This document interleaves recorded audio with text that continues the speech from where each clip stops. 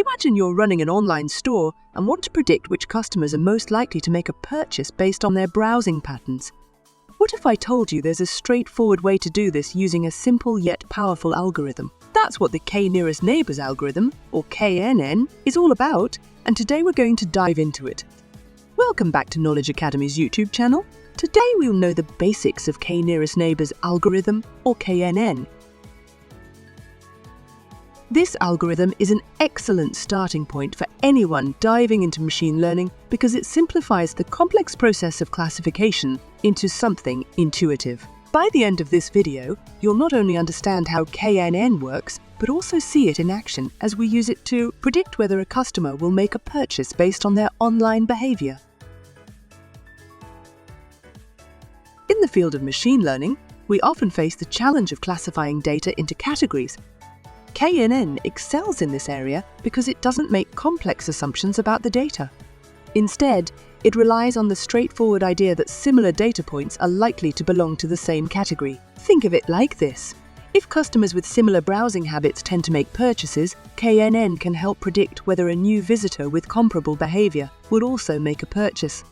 Its simplicity and effectiveness make it a go-to tool for many classification problems. At its core, KNN is a supervised learning algorithm that classifies data points by considering the K closest data points in the training set.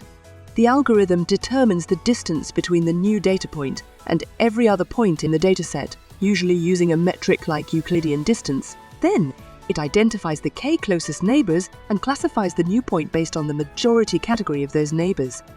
The choice of K is crucial. A small value like 1 or 3 might make the model too sensitive to outliers, while a larger value like 15 or 20 could oversimplify the data, ignoring important patterns.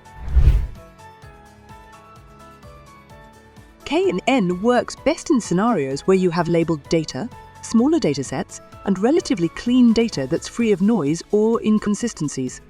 Its simplicity is also its limitation, as it can become computationally expensive with very large datasets. However, in the right context, KNN shines as an effective and easy-to-implement solution.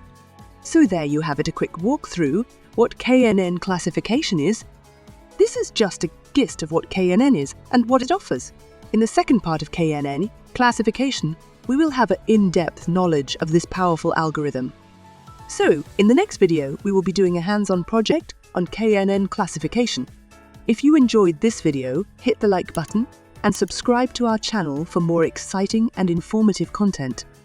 Don't forget to turn on notifications so you never miss an update.